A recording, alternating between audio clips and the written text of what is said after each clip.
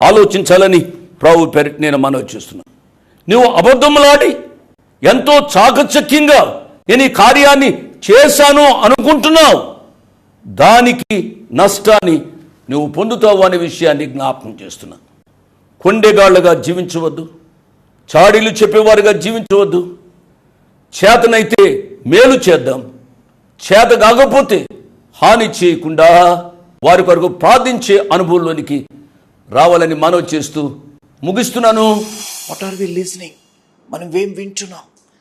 దేవుడే చెప్పాడు కాబట్టి నేను మీ దగ్గరకు వచ్చాను, నేను ఇది ఇస్తాను, నేను అది ఇస్తాను అని చెప్పేది ఈ రోజుల్లో చాలా ప్రాముఖ్యమైనది. గమనించవలసింది సువార్తలైన లోకంలోనైనా నేను చాలా ప్రాముఖ్యంగా ధైర్యంగా చెప్తున్నాను, నిర్భయంతో నేను చెప్తున్న మాట, భారముతోని బాధ్యతతోని బాధతోని చెప్తున్న మాట. ఏమి వింటున్నాము అనేది చాలా ప్రాముఖ్యమైనది. మనం ఏది పడితే అది వినేసి ఏది పడితే